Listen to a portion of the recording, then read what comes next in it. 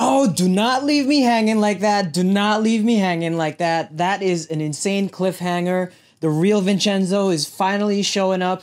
Oh, let's talk about it. Episode 15 and 16.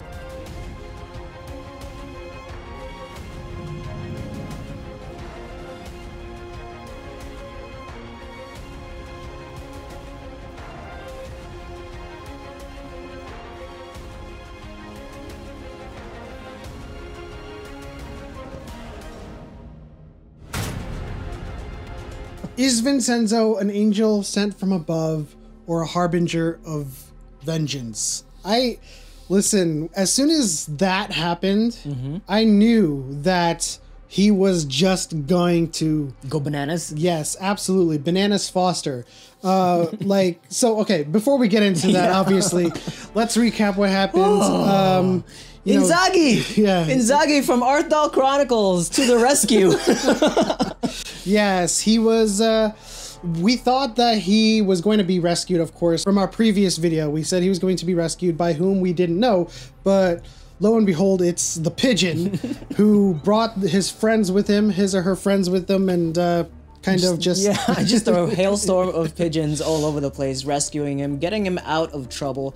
Did you know that there's been several references of Arthdal Chronicles? Like, there's like some Easter eggs being laid out here. Sung Joong-ki is like the character, he's Taeho in Spacesweepers, and then of course Inzaghi, who is the prophesized chosen one in Arthdal Chronicles. But that was completely out of nowhere. I had no idea. Like, we thought it was going to be Chae-young or it was going to be one of the tenants. But no, it was the pigeon.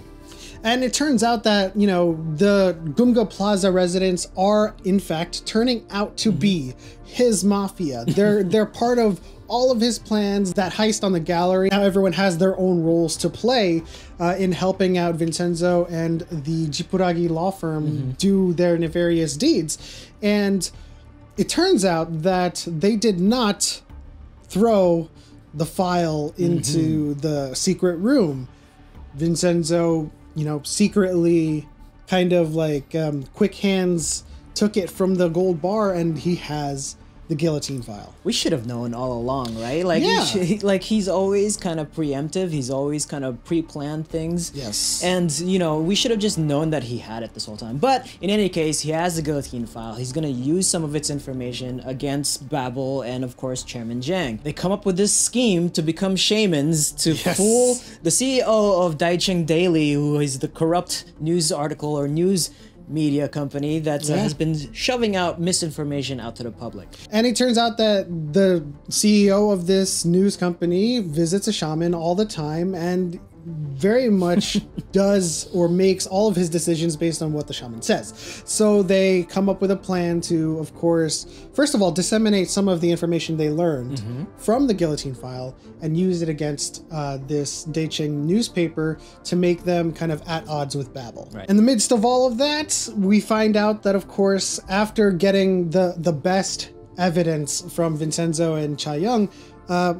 Prosecutor Jung was flipped. I always thought that he was a snake because he was meeting Mr. Cho about the guillotine file. He must have had some kind of agenda, some kind of hidden agenda up his sleeves, and lo and behold, this is it. Like, it's come to this situation where he has this grand ambition to be the general prosecutor of whatever in the general prosecution. prosecutor general. I don't know how it works over in Korea, but yeah, it turns out that I think at first it started out very authentic, very genuine, and then his ambition caught up with him and he wanted the guillotine file not to expose the corruption, but to have leverage so that he could rise up in the ranks. And so they lost an important ally on that front. Yeah, and then Vincenzo, you know, visits the family and kind of gets a little bit threatening in his nature there. But, you know, Vincenzo's never going to use family to get anything out of it. In terms of anything that's violent, he's just kind of using him to leverage Prosecutor Jung to kind of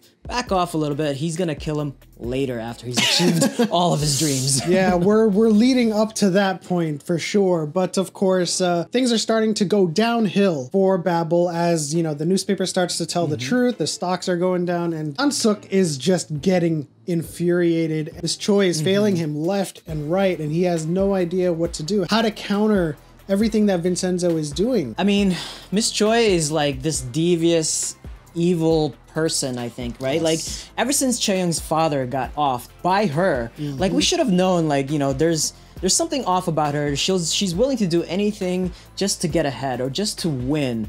And now they're targeting Vincenzo's family, which we now know. I mean, we've always known that Vincenzo's mother is the one that's in the hospital. Yes. And of course, leading up to that point, they try to frame Vincenzo for the murder of the Daecheng CEO by throwing him off the building. And then they call in. I never understood that to begin with. Like, if you're going to abduct someone, and this isn't like professional advice, this isn't personal advice either, but if you're going to abduct someone, you're not going to let them text the cops, hey, they kidnapped me and they're gonna throw me off the building. That's a little bit too convenient, but of course everything that the cops are involved with in this show is very convenient. But of course, you know, this is all that Han-suk can do.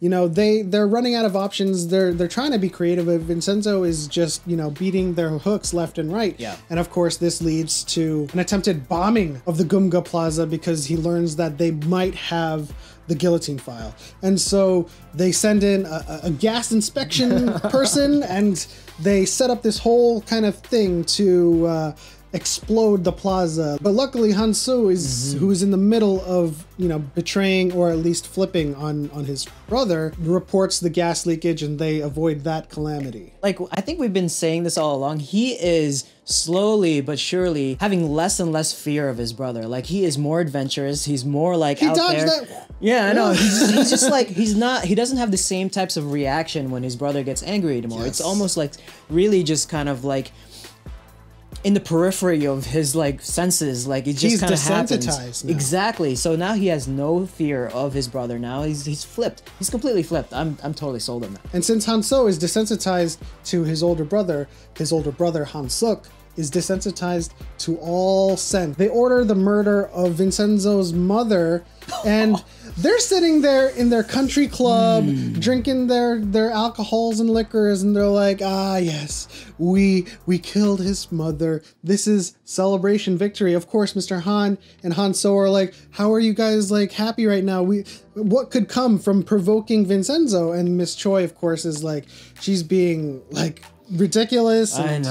I mean, but, like it's insane to me that how like these cold-blooded people are just like acting. Like I'm starting to like be a little bit more of a fan of Han-soo and Mr. Han here. Yes. Like they're almost like the moral compass of all of the villains. Yeah.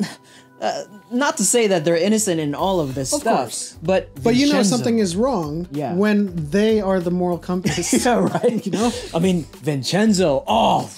Listen, as I was watching that happen and I was watching Vincenzo's facial expressions shift and then how he treated the hitman that they tracked down. The lighter? Yes. The lighter? The torture with the lighter? Oh, hold on. This cannot possibly cut off a finger. But if it does, you can bet he's doing don't do it to me. A lot of pressure. So no, those are edges, and it'll cut deep. Like I don't know how he was like stripping. Yes, he's like stripping skin to bone on that scene. Yes, absolutely. Oh. But like as soon as I saw that, I was just like, I turned to Flip, and I said, he's gonna go and just shoot people up, like and kill everyone. And lo and behold, he follows the murderer back to that country club where they are having their celebration drinks. And he just goes like, you know, Ong Bak on or like Tom Young-gung on these people and just dispatches like 50 guards. I don't know how many guards, but he got maybe through it was everybody. Like 6 or 8. But he came in,